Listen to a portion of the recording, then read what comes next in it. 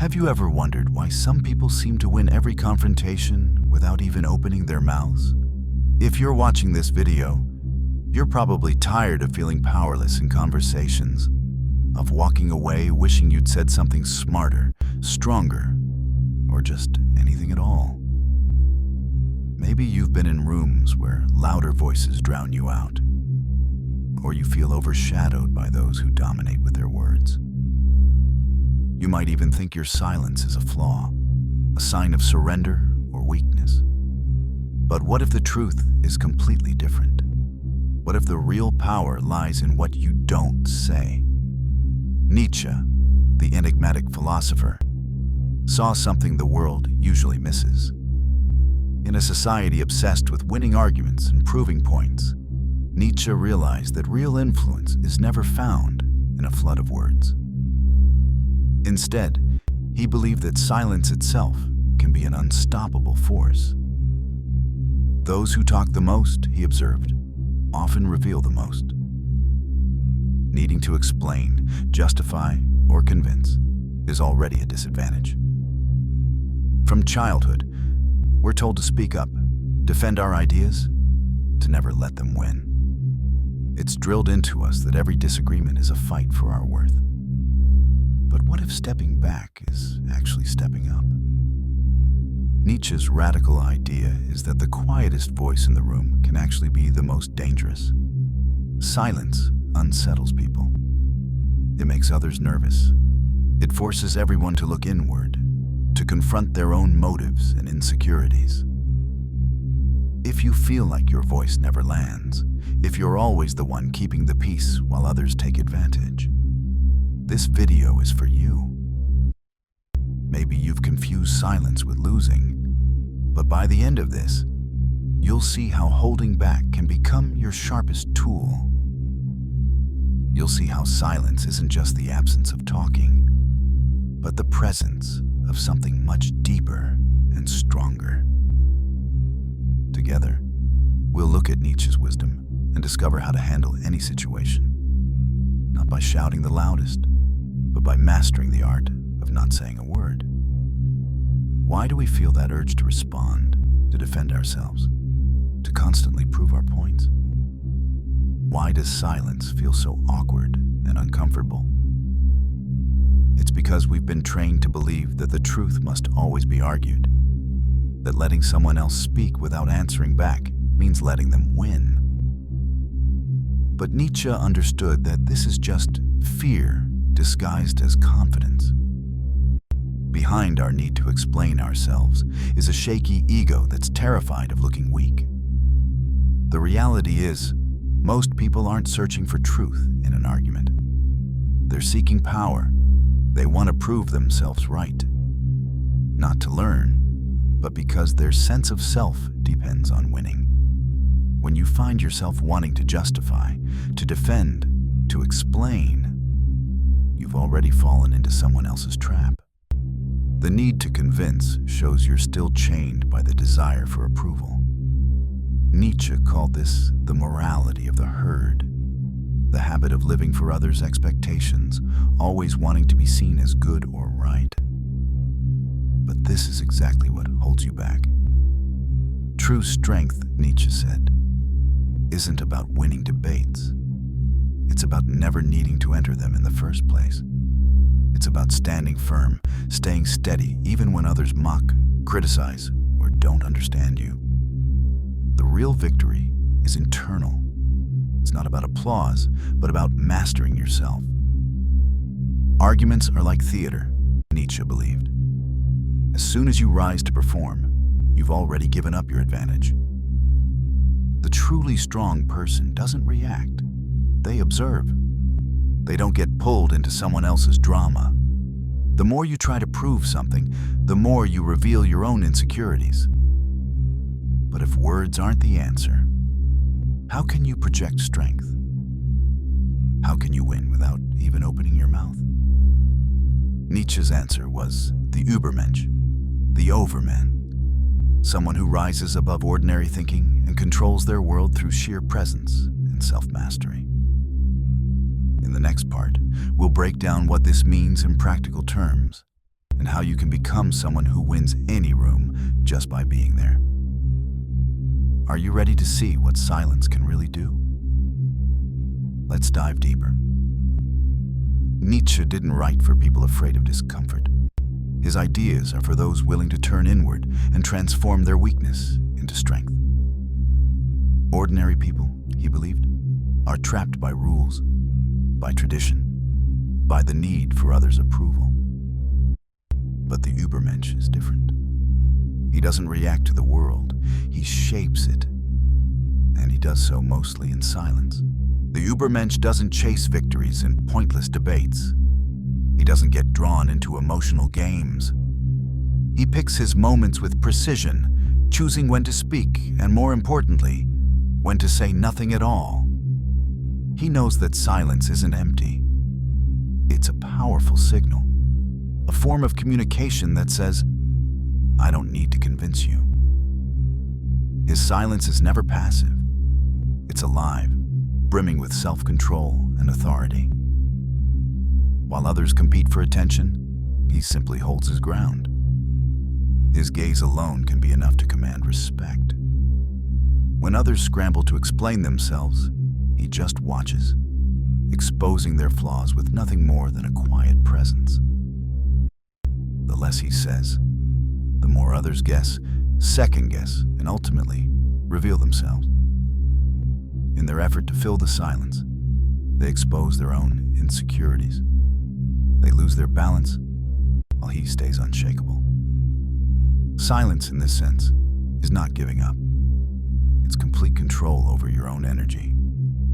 Every word spoken is a chess move. Every emotional reaction a tell. That's why the Übermensch doesn't waste words. He isn't silent because he's scared. He simply doesn't need to prove anything. He's already in control.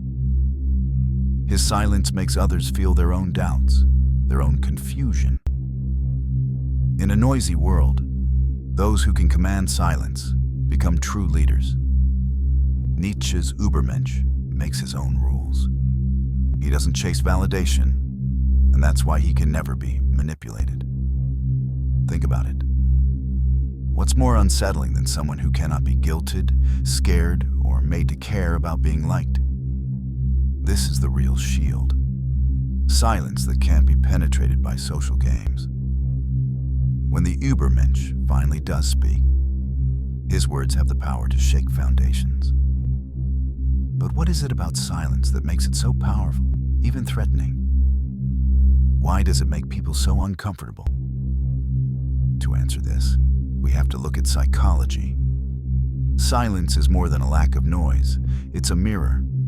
It forces people to confront themselves, sometimes with results they don't like. When you refuse to react, you're not just staying quiet. You're forcing the other person to hear only their own voice, to battle their own arguments without pushback. This creates discomfort, even anxiety. Most people don't speak to share. They speak to hide, to defend themselves, to escape the emptiness between what they say and who they really are. Your silence unmasks them. Their protective layers drop, and insecurity seeps in. Social psychology has shown that silence in conflict is often read as judgment. Even if you're simply listening, the speaker grows uneasy. They begin to doubt themselves. Why aren't you saying anything? Are you judging them? Are you onto their bluff? As uncertainty grows, their mind races to fill the void with assumptions and fears. The brain's threat centers activate. Silence becomes a blade, unseen but deeply felt. Nietzsche noticed this effect before modern science caught up. The average person is ruled by their impulses and vanity. The person who controls themselves can maintain their silence, revealing nothing and giving nothing away. Manipulators and bullies rely on reactions to fuel their games. If you don't respond, the game falls apart. They lose their sense of power and often reveal their true weakness. But silence also triggers something deeper. It awakens old wounds, rejection, fear, humiliation. because suddenly the other person realizes they aren't the center of attention. Their words fall flat. For those with fragile egos, this is unbearable. So, when you choose silence, you're not just avoiding a fight. You're forcing others to face what they most want to avoid, the truth about themselves. That's why this tactic takes real courage. It goes against all our instincts to justify, explain, or seek approval. But precisely because it's so hard, it's so powerful. Mastery, Nietzsche taught, is the only real victory. By now, you understand how silence works on the other person's mind. You've seen how it stirs insecurity, exposes hidden fears, and breaks down facades. But how do you move from understanding this power to wielding it intentionally? How can you make silence your greatest weapon, not just your default defense? This is where things get practical. If you're finding value so far, take a second to subscribe and hit the like button.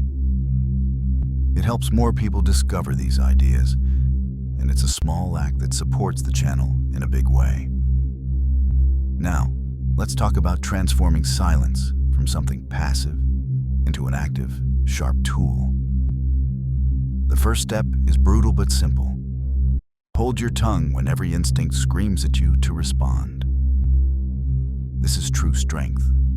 The urge to defend yourself, to prove your point, is a trap. Every time you fall into it, you show you still care about their approval. You're still playing their game. Silence born from indifference, not fear, is the silence that wins. The second step is to become an observer. While others talk themselves into circles, listen closely, not to respond, but to understand. Notice the cracks in their words, the nerves behind their bravado, the contradictions and insecurities that slip through. File this away. When you do speak, it's with precision, not with force, but with insight. The third weapon is time. Allow silence to stretch out. Let pauses build tension. The longer you wait, the more pressure the other person feels. Their mind starts to spiral, filling the quiet with anxiety. Even a glance, combined with your silence, can speak louder than 1,000 arguments. The fourth strategy is unpredictability. When you master silence, you become a mystery. People can't predict your moves, and unpredictability is always intimidating. Suddenly, others start to weigh their words, second-guess their approach.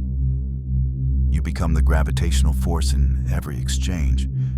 Your silence draws attention, not away from you, but toward you. Remember, this is not passive silence. Nietzsche never glorified weakness or retreat.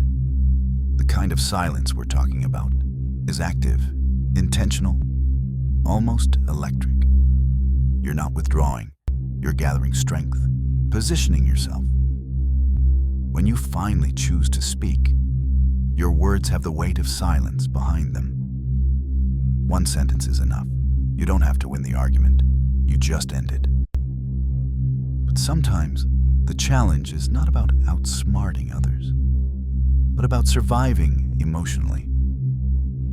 There are people who use silence against you, who manipulate you into giving up your own voice. Maybe you avoid conflict, always back down and think you're keeping the peace. But is that really true? Nietzsche saw that sometimes what looks like wisdom is just fear in disguise. Being silent to avoid conflict can become a kind of self-betrayal.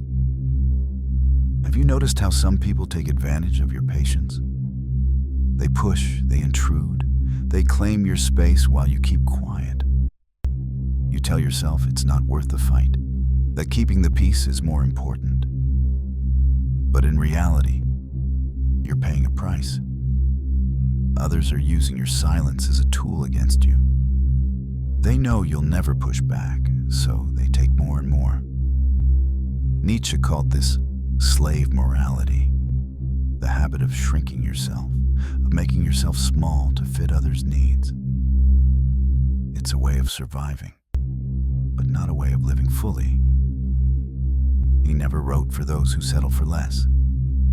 He spoke to those who see the cost of submission and decide to break free. When your silence becomes a cage, it's time to break it open.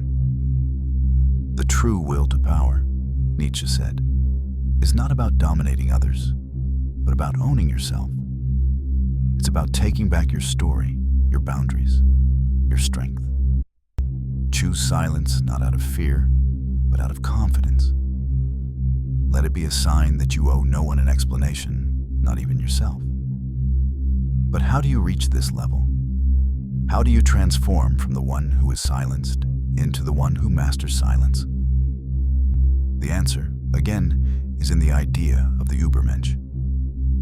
Now, let's talk about what it really means to become one. Silence is not emptiness. It's not the blank space between words.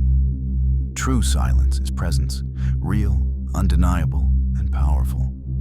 It's the ultimate sign that you no longer react to the world. You influence it just by existing. Nietzsche didn't write for those who wanted to survive. He wrote for those ready to transcend, to break the masks society tries to force on us. The silence of the Übermensch isn't the silence of fear or defeat or submission. It's the calm of a person who's already won, before the fight even starts. It's the unshakable certainty of someone who doesn't need anyone's approval, who stands tall even when no one understands. That's real courage. So ask yourself, how many times have you kept quiet out of fear, out of guilt, or just to keep others comfortable? How many times have you given away your voice to keep the peace? Nietzsche would say, that's not just a waste. It's an insult to life itself. Your silence should never be a hiding place. It should be a declaration, a sign that you know who you are, and you don't need to prove it. Are you ready to choose that kind of silence? If you've watched this far, write in the comments, I choose the silence that commands respect. Not just so I know you've made it, but so you can affirm that commitment to yourself, right here, right now.